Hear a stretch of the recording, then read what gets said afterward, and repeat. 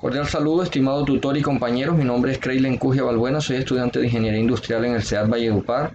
Actualmente curso tercer periodo y pertenezco al grupo 220 de Física General.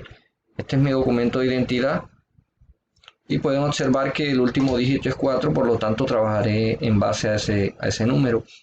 Este video corresponde a la sustentación del ejercicio número 1 de la unidad 2, Dinámica y Energía. Corresponde a una lectura de la segunda ley de Newton y usar un simulador de la Universidad de Colorado de fuerzas y movimiento. Por lo tanto, nos vamos al simulador. Ya aquí ingresé todos los datos. Vamos a trabajar con una superficie de madera. Activamos las fuerzas. Vamos a usar un muro de muelle y vamos a tener una posición inicial de menos 4 metros. Usamos el archivador como corresponde. Colocamos lento el movimiento y aplicamos una fuerza de 290 newton. Procedemos a hacer el movimiento.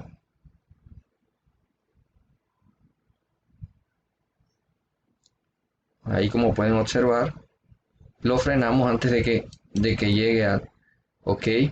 Posición final fue 6,7 metros, como lo pueden ver aquí en la gráfica y aquí. Por lo tanto, pues pasamos, aquí nos dan todos los datos, activamos las gráficas de aceleración, velocidad y posición y respondemos todas las preguntas. Aquí nos dan entonces la fuerza de fricción menos 98 newton, fuerza neta 192 newton. Nos vamos a responder las preguntas de la tabla. Dice, ¿cuáles son los valores de la fuerza aplicada y la fuerza de fricción? En la superficie de madera la fuerza aplicada fue de 290 newton y la fuerza de fricción fue de menos 98 newton. Es menos 98 newton porque, como pueden ver aquí en el diagrama de cuerpo libre, la fuerza de fricción es una fuerza que va en contra de la fuerza aplicada. Entonces, por lo tanto, es negativa. ¿Cuál es el valor de la fuerza neta y cómo se obtiene? La fuerza neta, bueno, la fuerza neta es la sumatoria de las fuerzas vectoriales. Por lo tanto, la fuerza neta es igual a 192 newton, que en este caso sería la fuerza aplicada 290 newton menos la fuerza de fricción, que fueron 98 newton. ¿Cuál fue la distancia recorrida y el tiempo utilizado? Bueno, la distancia recorrida fue 11,03 metros en 2,4 segundos. Aquí nos muestra que la posición final fue 6,7, pero como partimos de menos 4, entonces hay que anexarle toda esa distancia y la distancia total fue 11,3.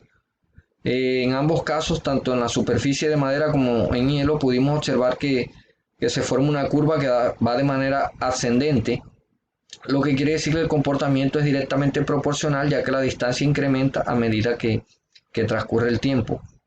Luego dice, ¿qué tipo de gráfica se obtuvo en relación de velocidad contra tiempo? ¿Qué tipo de movimiento representa la gráfica de velocidad contra tiempo mostrada en el simulador? ¿Y cuál es el comportamiento de la velocidad del objeto a medida que el tiempo cambia? Dice, tanto en la superficie de madera como en la superficie de hielo, pudimos notar que se obtiene una pendiente en la gráfica, lo cual representa la aceleración que va tomando el objeto al mantener la misma fuerza constante. Y el comportamiento de la velocidad es directamente proporcional al tiempo, ya que a medida que transcurre el tiempo, la velocidad incrementa. Ahora dice, ¿cuál es el valor de la aceleración del objeto? ¿Qué tipo de gráfica se obtuvo en la relación aceleración contra tiempo? ¿Y qué tipo de movimiento representa la gráfica de aceleración contra tiempo mostrada en el simulador? Entonces, para ambas superficies se obtuvo una recta paralela al plano de las X, lo que indica que la aceleración se mantuvo constante en el tiempo, como les dije, tanto en la superficie de madera como en la de hielo. Luego pasamos a hacerlo en el simulador con la superficie sobre hielo. Bueno, y aquí estamos en el simulador, ahora con superficie hielo, como lo pueden observar aquí.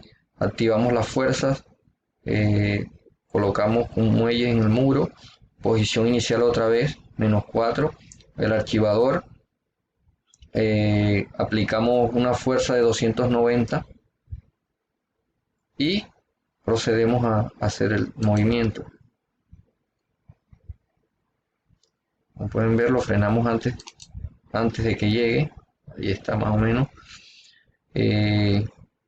Bueno, ahí podemos activar ahora las gráficas y podemos responder las preguntas también de la tabla. Como podemos ver, la fuerza de fricción fue 0, la fuerza aplicada 290, la que le dimos, lo que quiere decir que la fuerza neta, como es una suma vectorial, seguirá siendo, y la fuerza de fricción es 0, la fuerza neta será los mismos 290 newton.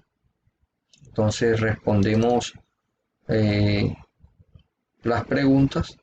Dice cuáles son los valores de la fuerza aplicadas. La fuerza de fricción en hielo fueron 290 y la fuerza de fricción fueron 0 newton, 290 newton y 0 newton.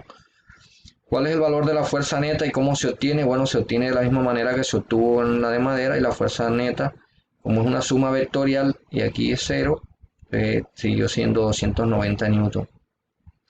¿Cuál fue la distancia recorrida y el tiempo para recorrer esa distancia? La distancia fue 10,7 metros en 1.85 segundos, teniendo en cuenta que también se partió desde -4 y que la posición final fue 7 metros.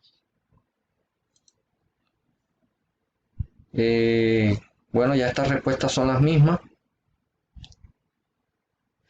Se obtuvo las mismas gráficas.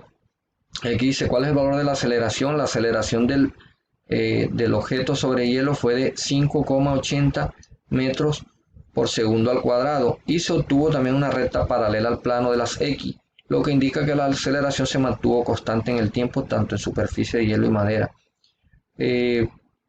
Para finalizar, dejo esta pregunta: ¿por qué la aceleración en la superficie de madera fue menor a la aceleración en la superficie de hielo, como podemos observar aquí? Bueno, compañeros, muchas gracias. Gracias totales.